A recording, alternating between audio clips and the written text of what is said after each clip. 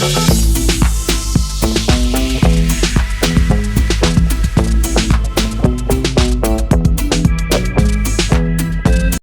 Nilaw Liloan Southern Leyte guys, kita nyo naman kung gaano karaming tanim dito guys. Napakaganda guys.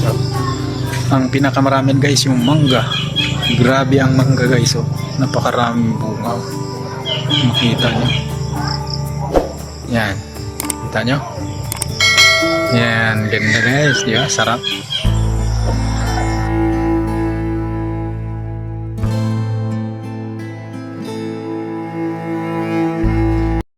Grabe guys, ang ganda ng mga halaman dito guys. Pati yung mga tanim, napakaganda guys. Yan, may brief pa nakalagay. You know, bunga ng mangga, napakaraming bunga ng mangga. Guys, ang daming puno dito, mga manggahan ito guys.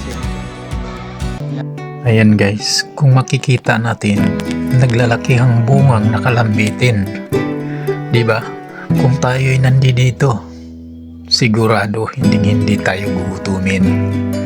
Dahil ang bunga na iyan ay hindi lang pahinugin, kundi pwede nating gulayin. Kaya dito sa lugar na to napakaswerte ang ating nakatira dito. Dahil wala silang iisipin kung anong gustong kainin, kung ano ang gusto nilang lutuin. Dahil yan na lang guys, pipitas ka na lang din.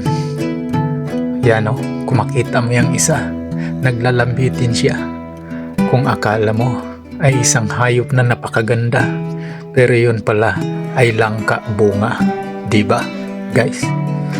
Kung tayo'y mag-iisip, kung tayo'y magtatanim, yun din ang ating aanihin.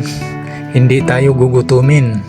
Dahil yan guys ang magbibigay sa atin ng napakasarap na pagkain, ating pakinabangan habang tayo'y nagugutom din. Diba guys? Huwag mong isipin na ikaw ay walang halaga. Huwag mong isipin na sila ay hindi mo mapakinabangan pa. Dahil yan ay iyong tinanim, kaya sasamahan kanila habang buhay kayong magkasama. Kaya wala ka nang ibang iisipin pa at magiging masaya kasama sila na hindi na magugutom pa. Yan guys, ang Anilaw Liloan Southern Leyte guys, napakaking pagkakaiba talaga guys. Improve na guys, kaya napakaganda. Dati yan ay maraming yan guys, mga palayan. Pero ngayon marami ng bahay. Saka yan, nagiging simento na yung lahat at ng kalsada. Kaya napakaganda na dito guys. Kung gusto nyong bumisita rito, bisita po kayo. Malapit lang po tayo sa Fatima, yung tinatawag natin Malabataan guys. Yung maganda overlooking talaga. Makikita mo yung San Juan na yung volcano ng San Juan guys. Pero hindi tayo mag-aalala kasi ang San Juan volcano ay matagal ng patayan guys. Hindi na siya pumutok guys. So doon banda San Juan.